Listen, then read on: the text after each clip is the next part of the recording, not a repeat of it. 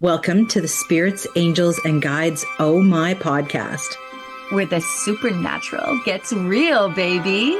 Hey everyone, welcome back. Hi Tara. Hello, my boo. How are you? I'm doing great. What are we going to talk about today? Okay, energy doesn't lie. I know we're starting off with like a really... Energy doesn't lie, but holy mother fluffers, humans get creative with interpretation, baby. Oh, okay. This is a good one. This is a good one. We are doing really good ones, Nan. We are. So today we're talking about why people doubt what they're receiving, why messages get distorted, and how ego, fear, there's that word again, and overthinking sneak into spiritual work without anyone realizing it. This is not about calling people out. Nan and I are going to say that right now. That's not our forte. It's about calling ourselves back in, baby. Come Absolutely. on. Yeah. Come back in. Because most misreadings don't come from dishonesty. They come from not trusting ourselves. Okay? We've talked about that recently as well.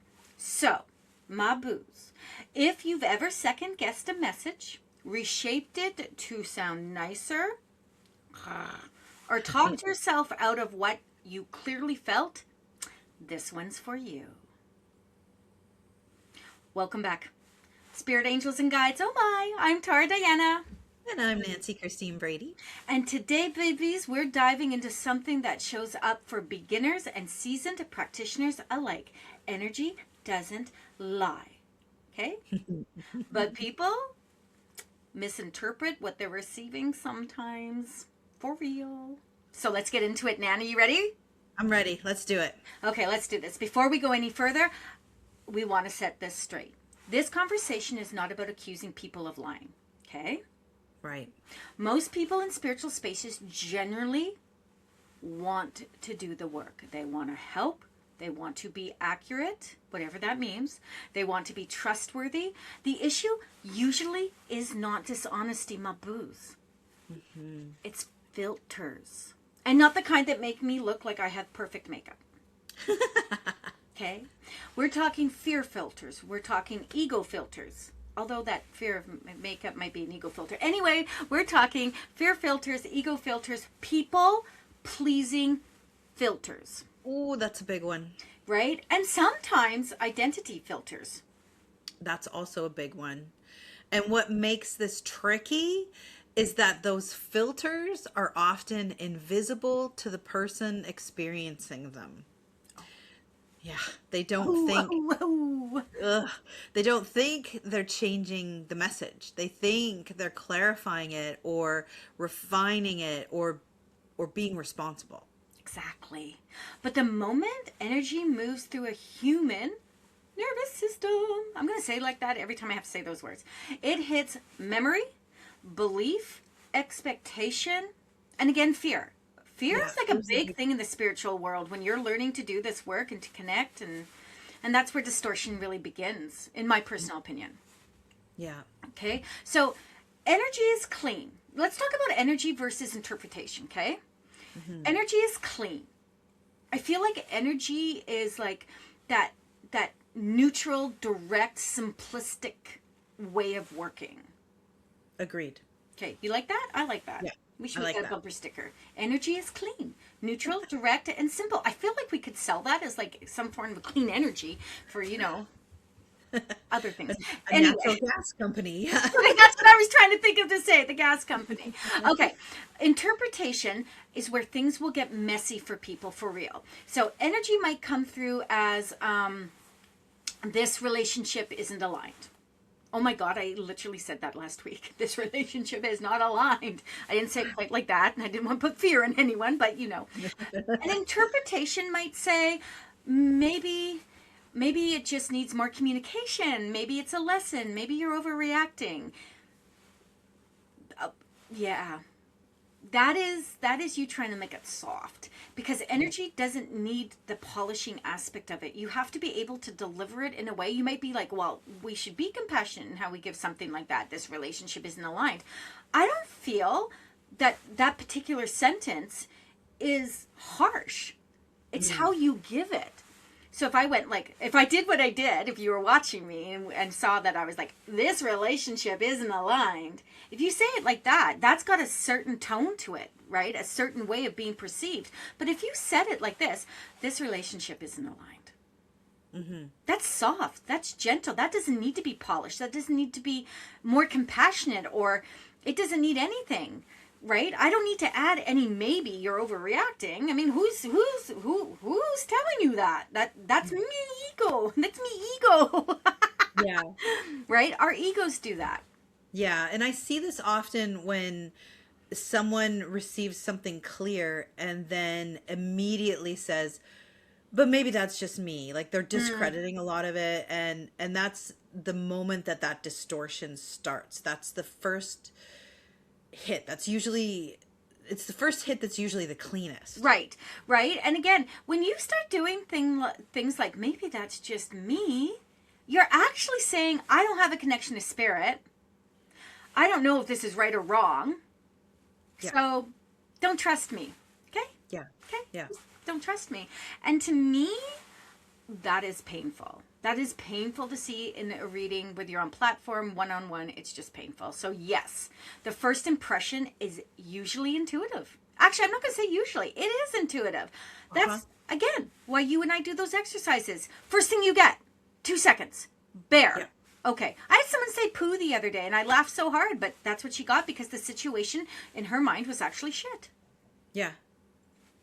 The third rewrite of this, like if your first impression is intuitive, by the time you're at the third rewrite, you're in fear phase. Oh, 100%. Right? And here's a big one. Softening messages to avoid upsetting someone. People pleasing. Oh, energy might say this isn't working, but the person delivering it reshapes it into there's just a little imbalance. Ah!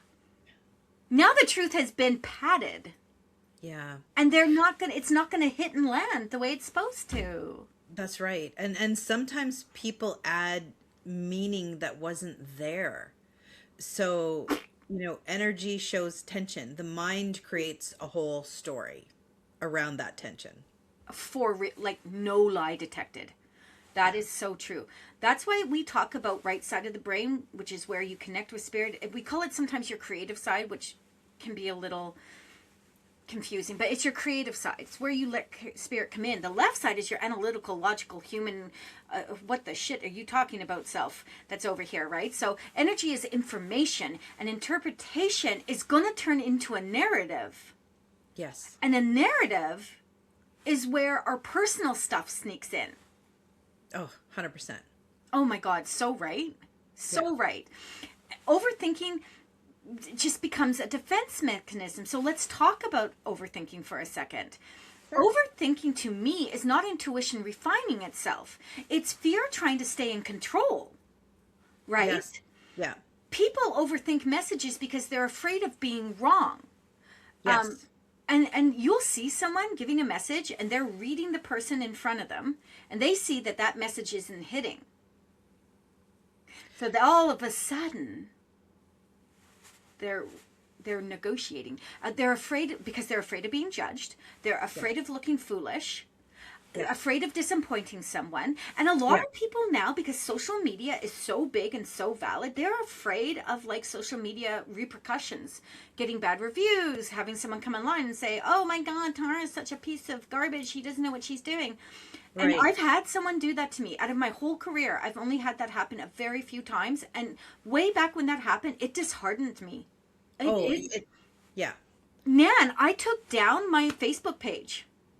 Well, it's because they're personally attacking you, and they're doing it through the safety and security of social media, because you can't come back at them, right? Right. So when people are in fear, when they're giving the message, when they're changing the narrative of it, and afraid of looking foolish and afraid of disappointing someone, they're not trusting what came through. They're negotiating with it. Right. Exactly. Right. They're reshaping it until it feels like socially acceptable. Yes. Huh. And I can't be that person. No, neither can I.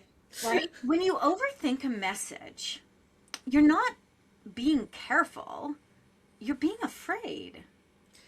And fear can sound very reasonable. It can Oh yeah. sound like responsibility. It can sound like professionalism or like maturity, but underneath, it's really all about self-protection. Oh my gosh. Oh my gosh. And here's the wild part, Nan. The more you negotiate with the message, the less clear it becomes. Exactly. Right? Because now you're layering fear over clarity, and then you wonder why you feel confused. And Yeah. confusion is often clarity being edited too many times. So now you're just like, I don't even remember what the question was. The wheel goes round and round. Right? So, there again, ego is a thing, and there's Yeah. healthy ego. Like I always say that I have very healthy ego. I know that I am good at what I do. Right? I know that. Now, do Yeah. I run around telling the whole world other than just right now? No, because it's healthy ego. I worked hard to be attuned to spirit the way I am, to allow myself to trust the process, to put myself out there to be of service to other people. So Right. healthy ego is a thing. You never get rid of ego, and you shouldn't. It's there to protect us, really. Exactly. So let's talk about ego gently. Okay. As I said, ego isn't bad. It just wants safety, recognition, Yeah. certainty, Yeah. right? Ego in humanness is what we're really talking about. But ego shows up when someone needs the message to confirm their identity, needing to be the healer. Right. Oh my God, I got goosebumps with that. Needing to be the gifted one, needing to be right. Yeah. When the message threatens that identity, ego will edit. Mm-hmm. And energy, again, might say something like, you don't know yet. But ego says, I need to know. I should know. And that Mm-hmm. message shifts. Yeah. And that's where confidence work really matters, because the more secure someone is, the less they need the message to protect their identity, really. Oh, yeah. Yes. Yes. And again, that comes down to trusting the process. Yeah. Okay.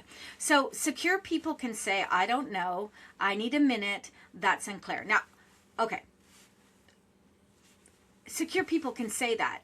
In a reading, you just ask spirit. You don't say to the person, I don't know. Oh my God, I need a minute. Or that's unclear. Yeah. But if you're the receiver, you can certainly say to the medium, I don't know. Like, that doesn't make sense to me. That's unclear. Give me a Yeah. second. I got to think about this. Yeah. Insecure ego needs certainty. And certainty is often manufactured. So if you are the person receiving, you have every right to be like, wait, that's a lot of information coming at me at once. Or I don't really know how to answer that for you. Right? If the spirit, the receivers being given messages and they're saying, I don't, that's unclear to me. I don't really understand. You can ask for clarity. Yeah.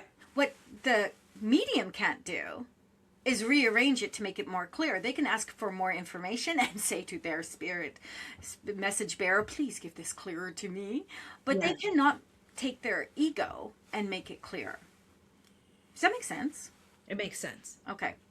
So this is the part, we don't do trigger shows anymore. I want to do a trigger show because I feel like I got me some triggers that we have not discussed yet. Performative spirituality. Okay. Okay. You ready? Yeah. I'd like to come at this gently. Please. Let's gently acknowledge something.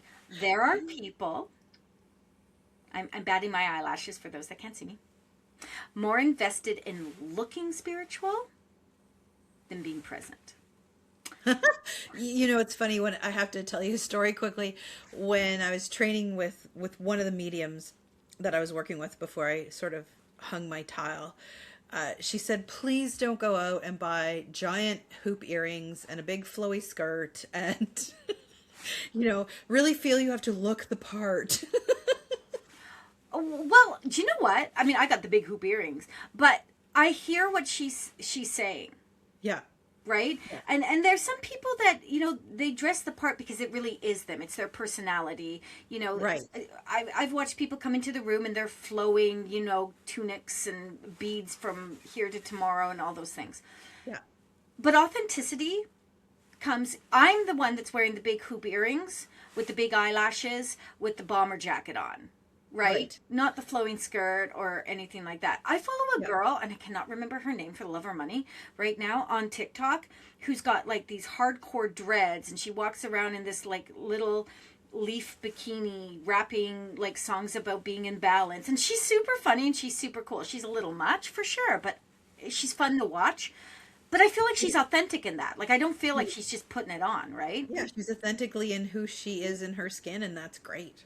Right? And just like I said, the big hoop earrings, that's my jam. I love that kind of stuff. Whereas you like the big necklaces, right? With Yeah. the big beautiful stones on them, because crystals are your jam. Yeah. So, if people are more invested in looking spiritual than being present, I don't necessarily feel it's because they're trying to be malicious. I don't feel like they're trying to be fake. Agreed. But because they've confused performance with embodiment, they've learned the language. They know the phrases. They know the aesthetic. But when spirituality never challenges you, you're probably acting, not listening. Yeah, and that performance disconnects you from real energetic feedback, really, because you're focused more on how it looks rather than how it's feeling. Right. So true energetic work is uncomfortable sometimes, right? It confronts you. It'll humble you. If everything you receive always confirms your narrative, that's not clarity, that's creation. So let me say something. I I sometimes sit in the back. I book the mediums for the church for their greetings from spirit. And sometimes I'll sit in the back and I'll watch. And sometimes I'll go to a service. I don't do many Sunday services. Sunday's like my day to chill. So I'll go and I will watch. And always at the end of the service, they'll do a little bit of mediumship. And if someone becomes so emotional, if a medium on platform becomes so emotional about the message they're getting, that they're, I don't know if I can do this. Oh my God, I feel so. They start crying. They start doing all this work. I have to question how truly connected they are. Yeah. Because spirit is not looking for performative. Like, you know, telling a funny joke or giving a funny story on there, that's not performative. That's you working in the energy. That's you making sure everyone's still with you. That's you doing the work. But when you're trying to give a message and the message becomes about you and not about who you're giving it to, you've dropped the ball, in my Well, you're view. taking away from the reading. You're taking away from the message. You're making it all about you, and it is performative, right? I remember, again, I'm returning to that same teacher I had, and it was, she always said, you never cry in a reading. She's like, you never cry in a reading. She says, if the sitter wants to cry, this reading is about them for them. This isn't about your emotions. This isn't about anything. Your vehicle, your telephone. I keep saying the telephone, but that's basically what you are. Telephones Well, don't cry, Tara. That's a well, bumper sticker. my telephone's never weeped. I will say this. You know, you can be emotional. If you know, like if I read for someone now who says they've lost a child, I find it hits me, but I get in control, Yeah. right? Yeah. I don't, and sometimes I'll even say, and this to me is beautiful conduct. I will say to them, I just want you to know that I have some kind of feels about this. I have lost a son, so this is a very It lands hard. yeah, so let me just give it to you the best way I can, and I feel I can be of service to you. But I let them know, because we can't 120% always be in control of how something hits us. We can Right. have all the protection around us. We can have all the guides working with us. And if something, and this happened to me at Serendipities when Ryan first passed away. I was doing, Ryan being my son, who's on the other side, I was doing a message night with Ricky Avatan. She's a beautiful trance medium. And all of a sudden I turned to a woman because I had her son with me, and I was like, oh, spirit. But I don't get to pick and choose who comes through. So I Right. was like, okay, I can do this, I can do this, I can do this. And so I did tell them. I said, because I could see Ricky's face when I started. and I could feel the room because there's people who knew. And I thought it was important that I let this person know. But I still gave the message beautifully for them. Still was able to do that work because I honored myself by letting them know, which took the pressure off me of trying to hold everything inside. Woo! Does that make sense? 100%. Okay, so what's the antidote to all of this? Like, energetic work making you humble, making you, being in your power. Self-trust is the antidote, period. Yeah. The more you trust yourself, and I trusted myself to say to this woman, and this whole room in general, which actually calmed Ricky down because now she was worried for me, calmed, the people who knew, Christine and all of them. The more you trust yourself, the less you need to manipulate messages. Yes. Overthink them. Have big pauses while you try to manufacture how this is supposed to go. Clear energy, honestly, guys, comes through grounded people. And I know I always say that me and grounding doesn't work, but I've been doing this long enough to know how to do the work. To know how to ground the way I need to ground. Not the way Nan needs to ground. Not the way Ricky needed to ground. Not the way anyone else does. Yeah. Right? So clear energy comes through grounded people, not perfect people. And not enlightened people. What does that even mean? Like, enlightened people. Buddha. I think a Buddha is enlightened on the top of a mountain somewhere. Right? Like, enlightened sometimes just simply means I told you something. Now you know. Now you're enlightened, babies. Grounded people. Just grounded people. Yeah. Connected. Here. Present. And grounding means being okay with not being liked. Oh. That's a hard one. Oh dear. Not being validated immediately. Yeah. I don't even look for validation anymore. If a reading, I give the reading, I look if it landed, and then I carry on. Right? Not being certain all the time. I trust. So how it hits is how it hits. Yeah. And being willing to sit with something before reshaping it, that pause though is powerful. Yes. Yeah. I 100% agree with that. Pause before you polish it. Like, that's good. Yeah. And a pause is like 1-2 seconds, not like 30 minutes. You don't need to polish. Pause before you feel you have to explain it because, baby, well, who are you explaining to? Wait, what? Like, your version of it doesn't matter. Period. It's got to be from spirit. And here's the one that I really want to land because most people doing this work, not all, but most people doing this work do it from a compassionate, empathic place. They want this to be something that hits you, that helps you, that heals you, that empowers you. And that is the whole goal in doing this work. So pause, my beautiful friends, before you soften something. Before you try to give it so it doesn't, because there's a very good chance that that's your perception of how it will land. The original way you get it. Yeah. And if you really cannot give that message, then you ask spirit to give it to you in a different way. You don't soften it. That's ego. So ask yourself, is this message, when you're pausing, is this the message, babies? Or is this me trying to manage how it lands? Okay? That's the pause. Hey, is this me? Or, no, I'm good? Okay, thank you. Because energy doesn't need management. It needs that presence. Hence why you need to ground. I think that this is a powerful message for people. If you're listening and wondering, am I doing this? Good. Damn good. Damn Skippy. Take a look at it. That question means you care. Right? The goal isn't about perfection. It's honesty. Rapid fire truth. Energy is simple. Fear complicates, babies. Ego edits. Trust clarifies. And when in doubt, Go back to the first hit, babies. Not the polished version, the first one. Yeah. So I think we'll bring this to an end, Nanny. Okay. So next time, friends, you receive something for yourself or for someone else, ask, am I listening? Or am I trying to manage how this is going to land? Because energy, again, doesn't need management. No, it absolutely needs presence, Tara. And we are going to talk about what it really means to stay energetically clean without becoming rigid, without becoming closed, without becoming spiritually defensive in the next episode, because clarity doesn't require hardness. It requires grounding.